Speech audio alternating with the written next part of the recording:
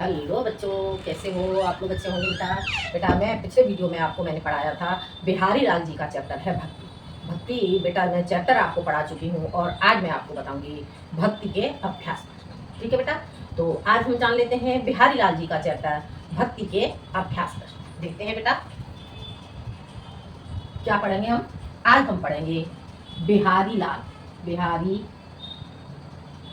लाल बिहारी लाल जी का चैप्टर है आपका भक्ति। ठीक है बेटा, आज हम बिहारी लाल जी का चैप्टर से भक्ति जानेंगे। इसके हम जानेंगे अभ्यास प्रश्न। अभ्यास प्रश्न, ठीक है बेटा, हम इसके अभ्यास प्रश्न जानेंगे बेटा। तो बेटा सभी बच्चे अपनी अपनी बुक निकाल लें और बुक में बेटा अभ्यास प्रश्न देखेंगे। इसके अभ्यास प्रश्न में देखेंगे पहला क्वेश्चन है आपका, इसमें क्वेश्चन आ जाता है आपका निम्नलिखित पद्यांशों पर आधारित प्रश्नों के उत्तर दीजिए। ठीक है, आपको क्या करना है, आपको पहले पद्यांश पढ़ना है और पद्यांश पढ़ने के बाद उस पर आधारित जो प्रश्न पूछे गए हैं आपकी बुक में उसके आंसर दीजिए। ठीक है बेटा, तो इसमें देखते हैं हम पहला पद है हमारा, जान लेते हैं बेटा। पहला पद हमारा हो जाता है मेरी मेरी मेरी भव।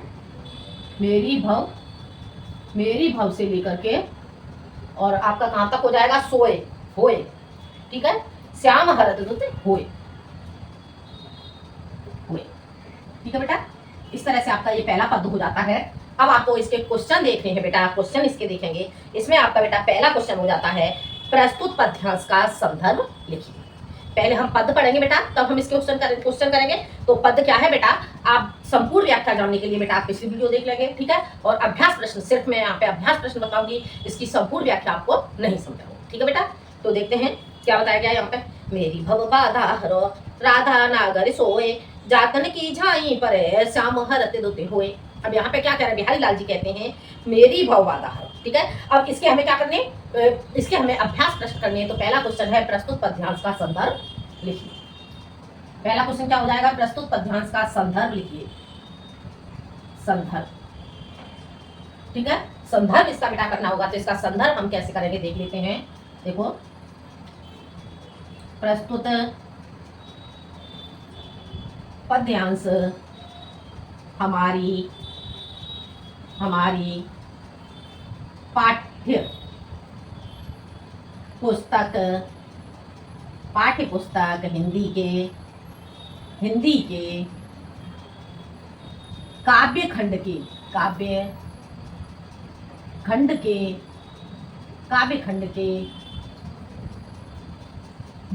लाल कृत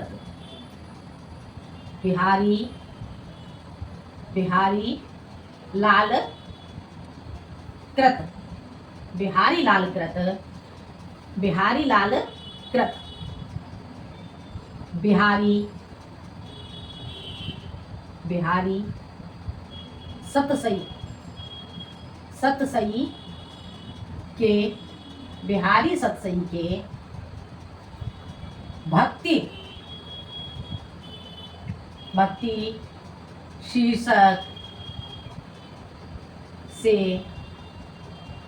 भक्ति शीर्षक से उद्धृत है। ठीक है बेटा, आगे समझ में क्या हो जाता है आपका इसका संदर्भ। प्रस्तुत पद्यांश हमारी पाठ्य पुस्तक हिंदी के, प्रस्तुत पद्यांश हमारी पाठ्य पुस्तक हिंदी के काव्य खंड के बिहारी सतसई के भक्ति शीर्षक से उद्धृत है। ठीक है बेटा, आगे समझ में। अब हमें क्या करना है, ये क्वेश्चन बेटा आपको समझ आ गया होगा। अब जानते हैं बेटा हम अगला क्वेश्चन। अगला क्वेश्चन आपका क्या हो जाता है, रेखांकित अंश की व्याख्या कीजिए। हम अगला क्वेश्चन करेंगे रेखांकित अंश की व्याख्या कीजिए। ठीक है, अब इसमें ये था आपका अ, अब हो जाएगा हमारा ब। रेखांकित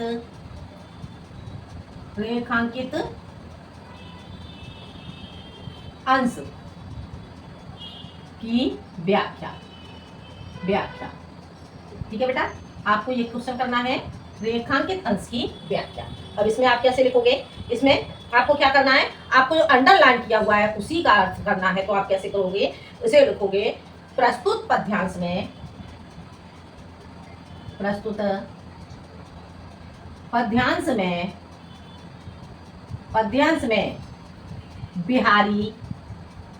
बिहारी जी बिहारी जी कहते हैं कि वही वही चतुर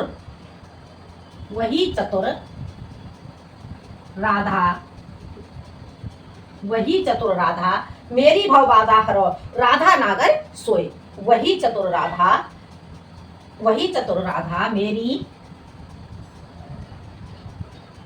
मेरी सांसारिक बाधाओं को दूर करो।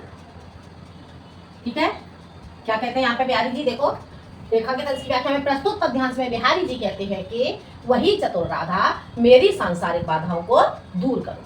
ठीक है बेटा, आगे समझ में? ये आपका जो अंडरलाइन किया हुआ है उसका आपका अर्थ हो जाता है।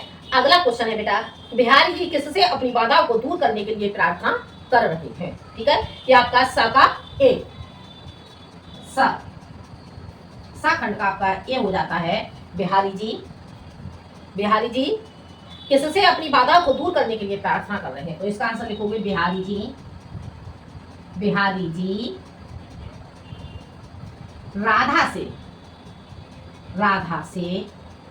अपनी बाधाओं को दूर करने के लिए प्रार्थना बाधाओं को दूर करने के लिए प्रार्थना कर रहे हैं। आगे बेटा समझ में? ये आपका सा का ए हो जाता है। क्वेश्चन था आपका बिहारी जी किससे अपनी बाधाओं को दूर करने के लिए प्रार्थना कर रहे हैं? बिहारी जी राधा से अपनी बाधाओं को दूर करने के लिए प्रार्थना कर रहे हैं। ठीक है बेटा, ये आपको समझ आ गया। अगला क्वेश्चन है आपका, प्रस्तुत दोहे में कौन सा अलंकार है? बी। इसका आंसर लिखेंगे प्रस्तुत दोहे में अनुप्रास अलंकार है। आगे बेटा समझ में क्या हो जाएगा? प्रस्तुत दोहे में कौन सा अलंकार है? प्रस्तुत दोहे में अनुप्रास अलंकार है। हो गया क्लियर? समझ आ गया? ये था बेटा आपका पहला जो काव्य खंड है, पहला आपका जो पद्यांश है, पद्यांश के अभ्यास। ठीक है बेटा, तो ये पहला वाला जो पद खंड है आपको समझ आ गया होगा। अब चलते हैं बेटा हम आगे अगले खंड की। ठीक है बेटा, देखते हैं हम अगला। इतना बेटा आपको समझ आ गया होगा। आगे देखते हैं हम अगला दूसरा पद खंड। ठीक है बेटा, अब हम दूसरा पद खंड देखेंगे। दूसरे पद खंड में क्या कहा गया है? देखो, दूसरा करेंगे हम जपमाला से लेकर के, और हमें कहां तक करना है? जपमाला से लेकर के राम।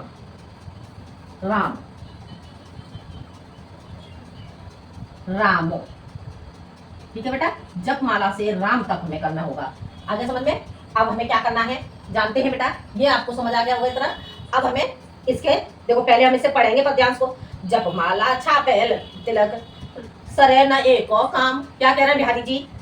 जपमाला छापे तिलक सरे न एको काम, मन कांचे नाचे वृथा सांचे राचे राम। क्या कह रहे हैं देखो बिहारी जी। अब हमें इसके अभ्यास प्रश्न देखने होंगे। पहला क्वेश्चन है, प्रस्तुत पद्यांश का संदर्भ लिखिए। ये क्वेश्चन बेटा आप लोग कर ही लोगे। ठीक है, ये क्वेश्चन मैं आपको बता ही चुकी हूँ। अगला क्वेश्चन है इसमें बेटा आपका, अगला क्वेश्चन आपका पूछा जाता है इसमें, रेखांकित अंश की व्याख्या कीजिए। रेखांकित अंश की व्याख्या कीजिए। अब हम इस क्वेश्चन को देखेंगे। रेखांकित अंश की व्याख्या, दूसरे का बा, रेखांकित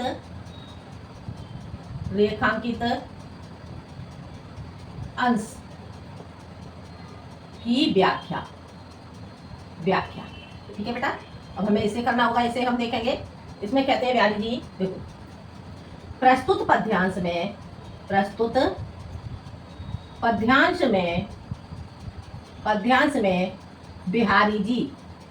बिहारी जी कहते हैं कि कि क्या कहते हैं, जप माला, जप माला, छापा, तिलक,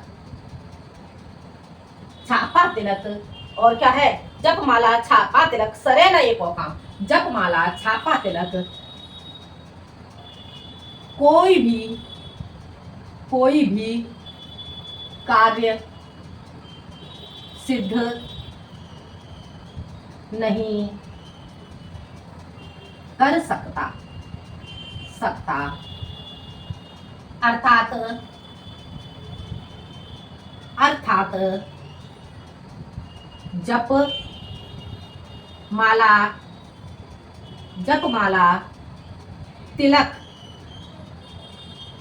से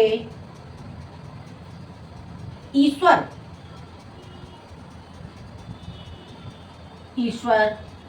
की प्राप्ति नहीं हो सकती। आगे बेटा समझ में क्या हो जाता है, प्रस्तुत पद्यांश में बिहारी जी कहते हैं कि जप माला छापा तिलक से कोई भी कार्य सिद्ध नहीं कर सकता, अर्थात जप माला तिलक से ईश्वर की प्राप्ति नहीं हो सकती है। ठीक है बेटा, तो ये आपका रेखांकित अंश की व्याख्या हो जाती है। अगला क्वेश्चन है आपका इसमें, माला जपने एवं तिलक लगाने से क्या नहीं होता। अगला क्वेश्चन है आपका सका एक, माला जपने क्या था क्वेश्चन, देखो एक बार क्वेश्चन है इसमें बेटा आपका, कहाँ गया क्वेश्चन आपका, माला जपने एवं तिलक लगाने से क्या नहीं होता। माला जपने एवं तिलक लगाने से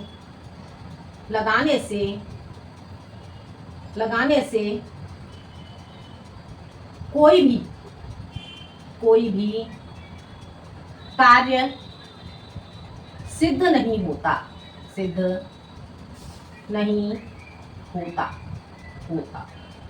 अर्थात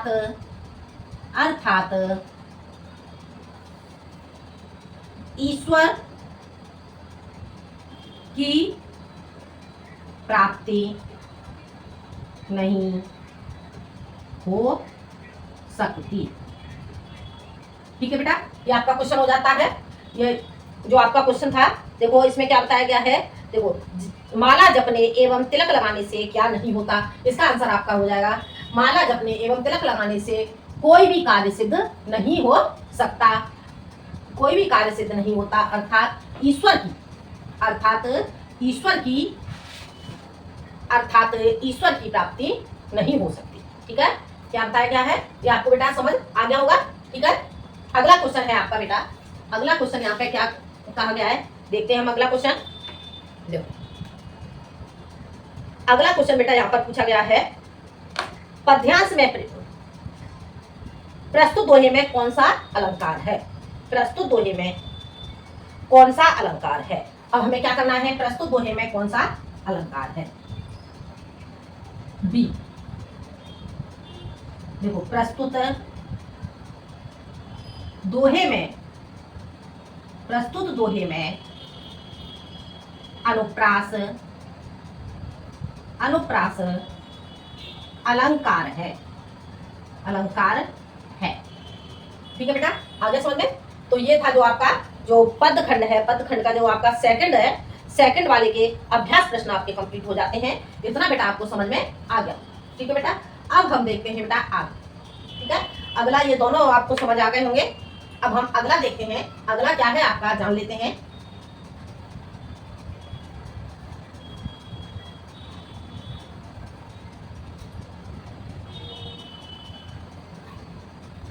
अगला देखते हैं बेटा, अगला आपका क्या कहता है, देखो तीसरा देखते हैं हम। देखो तीसरे में आपका हो जाता है बेटा, तीसरे में आपका होता है बेटा मोर मुकुट। ठीक है बेटा, मोर मुकुट, और आपका हो जाता है इसमें मोर मुकुट, और उसके बाद आता है आपका प्रभात। ठीक है बेटा, प्रभात। आगे समझ में? देखो अब यहाँ पे क्या कहते हैं, मोर मुकुट की, बिहारी जी क्या कह रहे हैं, एक बार इसे हम पद को पढ़ के देख लेते हैं। मोर मुकुट की चंद्र कनो यो राजत नंद नंद, मोर मुकुट की चंद्र कनो यो राजत नंद नंद, मनुष्य से शेखर की अकस की शेखर सत चंद। ठीक है, आगे क्या कहते हैं, सोहत ओढ़े पीत पट श्याम सलोने गात, मनोसी नीलमणि शैल पर आतप पर्यो प्रभात। ठीक है, अब हमें क्या करना है बेटा, अब हमें इसके अभ्यास प्रश्न देखते हैं। पहला क्वेश्चन है आपका, प्रस्तुत दोहे का संदर्भ लिखिए। ये क्वेश्चन बेटा मैं आपको बता ही चुकी हूँ, ये क्वेश्चन आप कर ही लोगे। अगला क्वेश्चन है आपका, रेखांकित अंश की व्याख्या कीजिए। बाखन ब, इसमें पूछा गया है रेखांकित अंश की व्याख्या कीजिए। रेखांकित अंश की व्याख्या। अब यहाँ पे आपको क्या करना है, रेखांकित अंश की व्याख्या करनी है। देखते हैं अब इसे कैसे करेंगे। प्रस्तुत पद्यांश में, प्रस्तुत पद्यांश में, पद्यांश में, प्रस्तुत पद्यांश में, प्रस्तुत पद्यांश में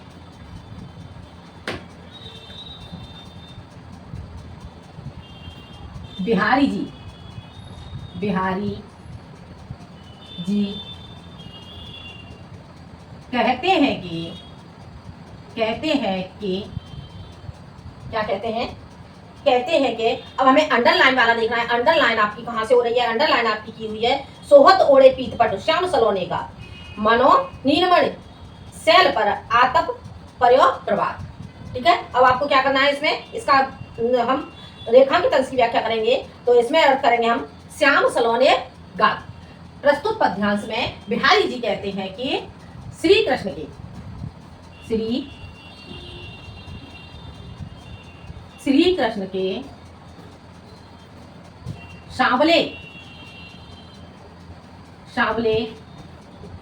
शरीर पर, श्री कृष्ण के सांवले शरीर पर, क्या, सांवले शरीर पर सोहत ओढ़े पीतपट, तो श्री कृष्ण के सांवले शरीर पर पीतांबर, पीतांबर सुशोभित, सांवले, श्री कृष्ण के सांवले शरीर पर पीतांबर,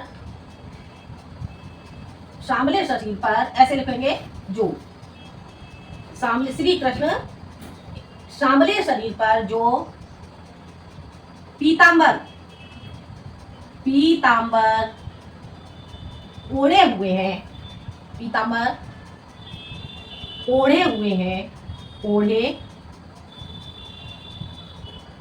हुए हैं, ओढ़े हुए हैं, वह इस प्रकार, इस प्रकार सुशोभित, इस प्रकार सुशोभित, सुशोभित हो रहा है, हो रहा है, जैसे कि मानो, हो रहा है जैसे कि मानो नीलमणि पर्वत पर, जैसे कि मानो नीलमणि, नीलमणि पर्वत पर, पर्वत पर प्रातःकालीन, प्रातःकालीन सूर्य की, सूर्य की पीली पीली, पीली पीली, पीली पीली किरणें, किरणें, किरणें पड़ रही हूं। आगे समझ में क्या कहते हैं, प्रस्तुत पद्यांश में बिहारी जी कहते हैं कि श्री कृष्ण सांवले शरीर पर जो पीतांबर ओढ़े हुए हैं वह इस प्रकार सुशोभित हो रहा है जैसे कि मानो नीलमणि पर्वत पर प्रातःकालीन सूर्य की पीली पीली किरणें पड़ रही हों। ठीक है बेटा, समझ आ गया, ये आपका हो जाता है क्वेश्चन। अगला क्वेश्चन है आपका, भगवान कृष्ण सांवले सुंदर शरीर पर क्या धारण किए हुए, तो इसका आंसर लिखोगे, ये आपका कौन सा हो जाता है, सा खंड का ए। तो इसमें लिखोगे भगवान कृष्ण, क्या है क्वेश्चन आपका, भगवान कृष्ण सांवले सुंदर शरीर पर क्या धारण किए हुए हैं? भगवान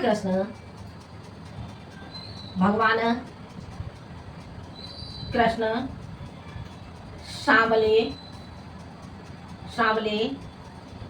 सुंदर, यही है बेटा क्वेश्चन में, एक बार देख लो। सांवले सुंदर शरीर पर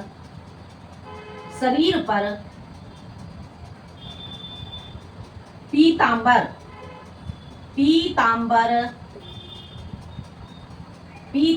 धारण किए हुए हैं,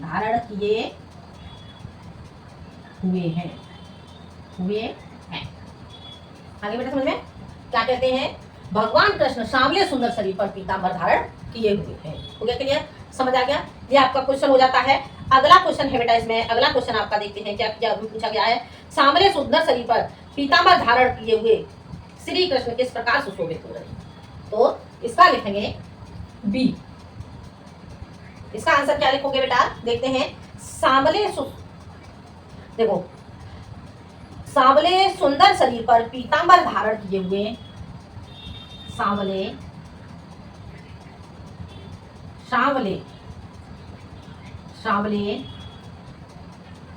सुंदर शरीर पर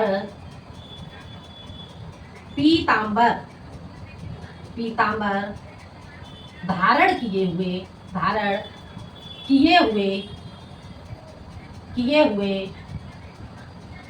धारण किए हुए श्री कृष्ण किस प्रकार सुशोभित, धारण किए हुए श्री कृष्ण इस प्रकार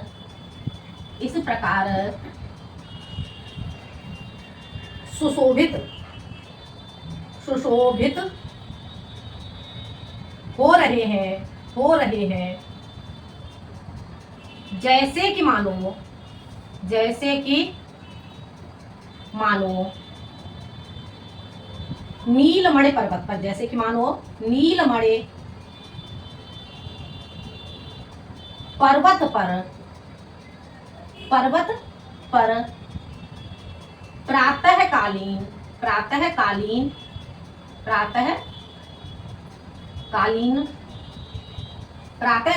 सूर्य की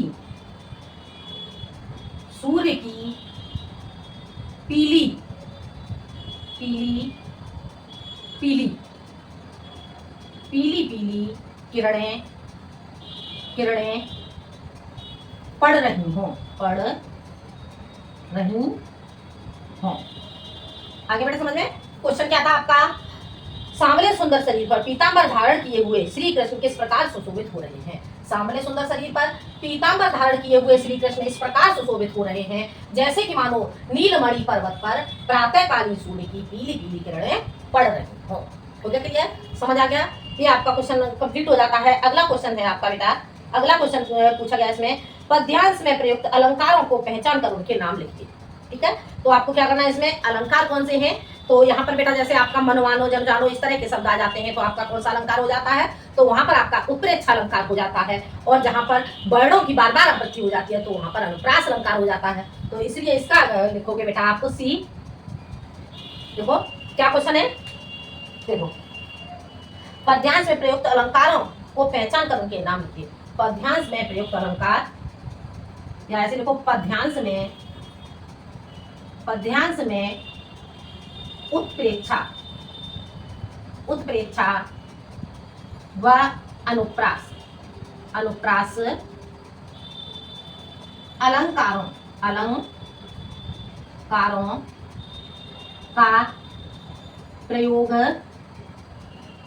अलंकारों का प्रयोग किया गया है।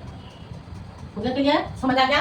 क्या क्वेश्चन हो जाता है? पद्यांश में उत्प्रेक्षा व अनुप्रास अलंकारों का प्रयोग किया गया है। ठीक है बेटा, ये आपको समझ आ गया होगा।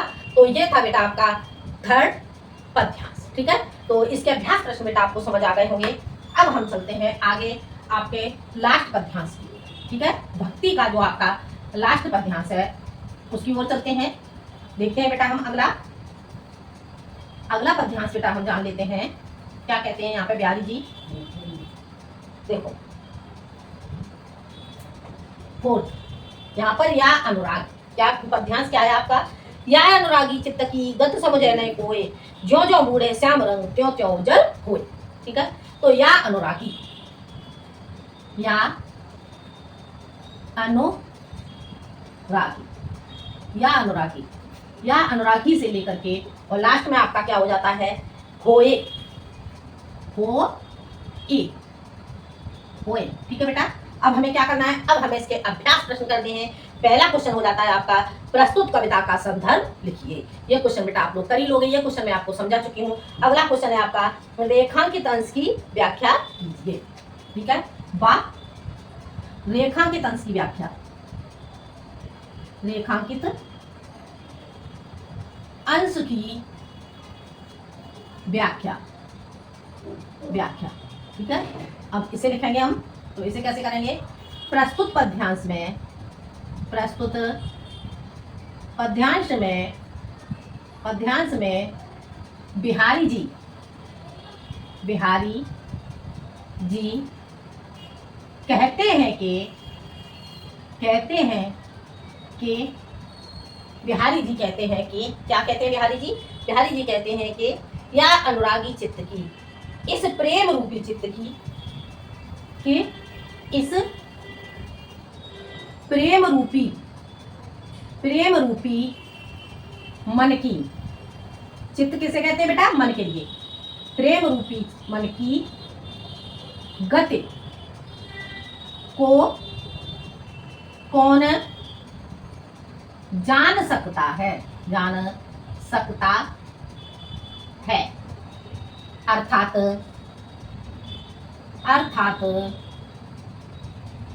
अर्थात कोई नहीं, कोई नहीं जान सकता। ठीक है बेटा, आगे समझना, रेखांकित अंश की व्याख्या, प्रस्तुत पद्यांश में बिहारी जी कहते हैं कि इस प्रेम रूपी मन की गति को कौन जान सकता है, अर्थात कोई नहीं जान सकता। ठीक है बेटा, अगला क्वेश्चन है आपका, श्री कृष्ण की भक्ति में अनुरक्त होने से क्या होता है, तो इसका आंसर लिखेंगे। अब आपका हो जाता है साखंड। ठीक है बेटा, ये था आपका बा। ठीक है, तो क्या है क्वेश्चन, श्री कृष्ण की भक्ति में अनुरक्त होने पर क्या होता है, श्री कृष्ण की, श्री कृष्ण की भक्ति में, श्री कृष्ण की भक्ति में अनुरक्त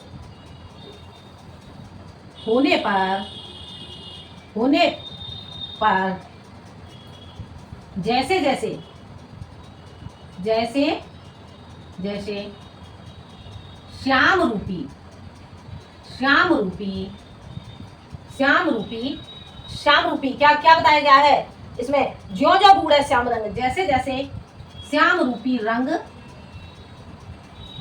बढ़ता जाता है, बढ़ता जाता है, जाता है, वैसे वैसे, वैसे वैसे, वैसे वैसे मनुष्य निष्कलंक, निष्कलंक, कलंक, निष्कलंक या उज्जवल, उज्जवल होता जाता है, जाता है। आगे समझ में क्या क्वेश्चन हो जाता है, श्री कृष्ण की भक्ति में अनुरक्त होने पर जैसे जैसे श्याम रूपी रंग बढ़ता जाता है, अर्थात ईश्वर के प्रति भक्ति रूपी रंग बढ़ता जाता है, वैसे ही वैसे मनुष्य निष्कलंक अर्थात उज्जवल होता जाता है। ठीक है बेटा, आगे समझ में, तो ये था बेटा आपका बिहारी लाल जी का चैप्टर भक्ति के अभ्यास प्रश्न। भक्ति के बेटा अभ्यास प्रश्न आपको समझ में आ गए होंगे, और अगले वीडियो में बेटा मैं आपको समझाऊंगी बिहारी लाल जी के ही आपके जो नीति है, नीति के अभ्यास प्रश्न। ठीक है बेटा, तो बेटा वीडियो पसंद आए तो लाइक करें, शेयर करें और सब्सक्राइब करें। मिलते हैं हम अगले वीडियो में एक नए टॉपिक के साथ, जब तक के लिए धन्यवाद।